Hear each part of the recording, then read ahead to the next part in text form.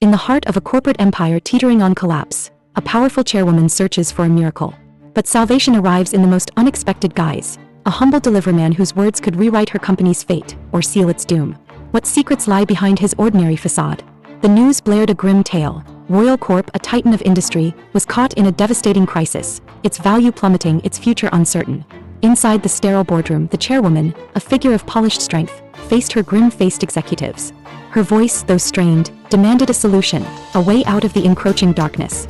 The senior executive, a man of experience, could only echo the despair that filled the room. This crisis, he lamented, felt unstoppable. The chairwoman, a graduate of top schools, a leader of elites, felt the sting of their collective impotence. She needed a strategy, a lifeline, anything to pull them back from the brink. As she rallied her team, reminding them of their prowess, a sudden interruption shattered the tense atmosphere. A deliveryman, the hidden heir in disguise, stood at the doorway, calmly asking for the chairwoman.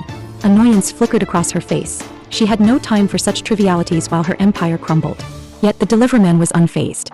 He spoke of her company's predicament not with sympathy, but with an almost detached clarity, suggesting she was treating a minor ailment like a fatal wound.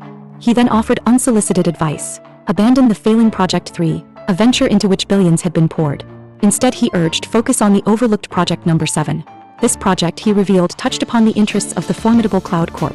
The chairwoman listened, her initial disdain roaring with a reluctant curiosity.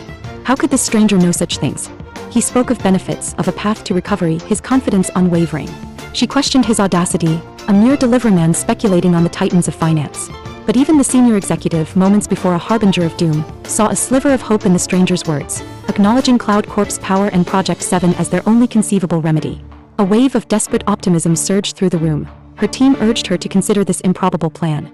Who are you? The chairwoman finally asked, the question heavy with unspoken bewilderment.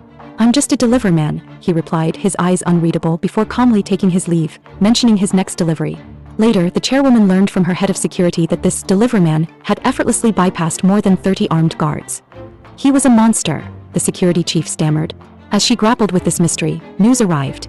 Cloud Corp had approved a massive $5 billion investment in Project Number 7. Royal Corp was saved, plucked from the ashes by the strategy of an unknown man. Investigate him, the chairwoman commanded, her voice a mixture of awe and suspicion. Find out everything. Meanwhile, the hidden heir, his task at Royal Corp complete, rode away. He was soon intercepted by men in black beside a waiting Maybach. The 10-year period is over, one announced, handing him a gleaming black card, the Cloud Black card. His humble disguise shed, he reappeared in an impeccable suit, conferring with the loyal aide. His true status, his connection to power, began to surface as they discussed family matters and future plans. He held a simple folder, a remnant of his recent past.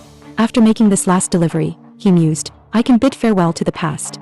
He approached a door, the final stop on his clandestine journey. It opened to reveal Myra.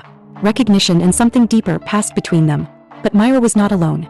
The arrogant manager, a deputy from Cloud Corp, stood with her. Seeing the hidden heir, he asked Myra, You know him? Myra's quiet reply sent a ripple through the air.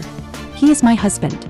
The arrogant manager, oblivious to the true power before him, launched into a condescending speech about Cloud Corp, his own minor importance, and the legendary Baxter family, unaware he was addressing its scion. He dismissed the hidden heir's presence, claiming he and Myra were discussing business. Why here? The hidden heir pressed, his calm voice a counterpoint to the manager's bluster. The manager called him ignorant. How can you be sure I don't understand? The hidden heir countered, a dangerous edge to his tone. Enough, Lars. Myra interjected, using his true name. She insisted their discussion was merely about a partnership. He questioned why he, her husband, was not informed. The arrogant manager scoffed, and Myra sadly agreed, telling Lars he couldn't possibly help.